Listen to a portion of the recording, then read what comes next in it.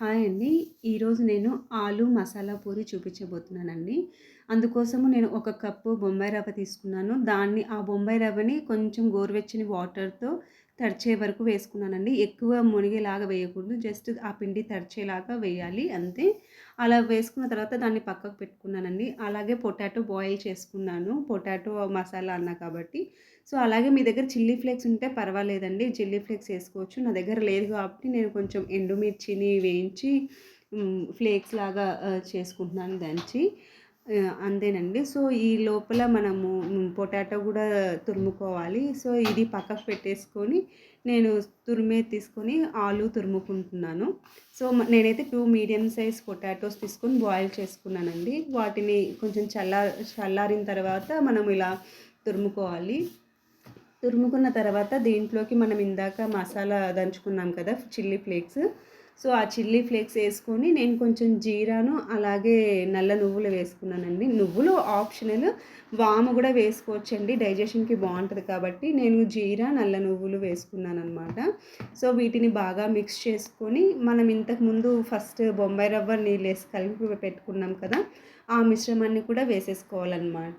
వేసుకొని కొంచెం సాల్ట్ వేసేసుకోవాలి. సాల్ట్ వేసుకొని మంచిగా మిక్స్ చేసుకోవాలండి. చూసారు కదా! మనం కలిపి పెట్టుకున్న రవ్వను కూడా వేసేసుకొని కొంచెంగా సాల్ట్ వేసుకొని బాగా కలుపుకోవాలి. అలాగే దీనికి బైండింగ్ కోసము నేను సేమ్ రవ్వ ఏ కప్ అయితే తీసుకున్నానో సేమ్ అదే కప్పుతో గోధుమ పిండి తీసుకున్నానండి.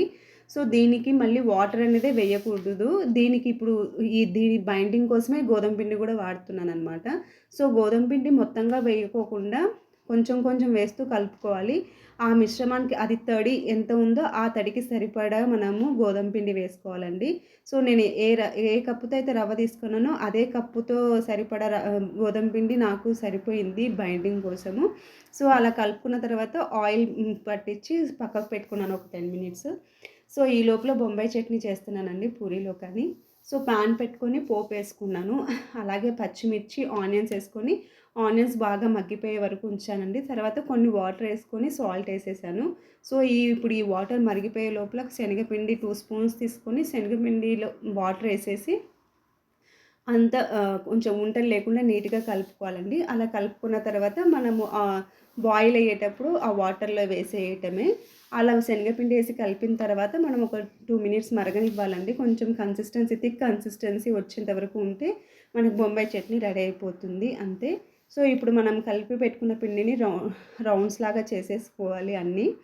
కొంచెం కొంచెం పిండిని రౌండ్స్ లాగా చేసుకున్నాక మనం పూరీలాగా తిక్కుకోవాలనమాట. సో, నేను అట్లా ఒక 5 రోల్స్‌ని చేసి పక్కకు పెట్టుకున్నానండి. ఈ లోపల ఆయిల్ హీట్ అవుతుందని. సో, ఈ పూరీస్‌కి మాత్రము ఆయిల్ అనేది చాలా హీట్‌గానే ఉండాలనమాట. మీడియంలో కాకుండా హై ఫ్లేమ్‌లోనే చేసుకోవాలి.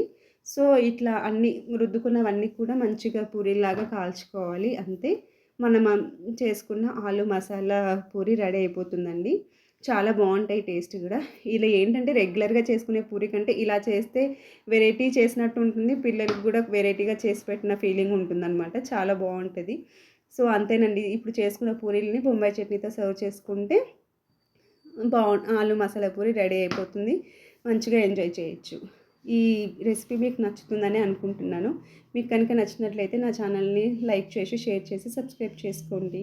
Thank you so much for watching. Please do subscribe.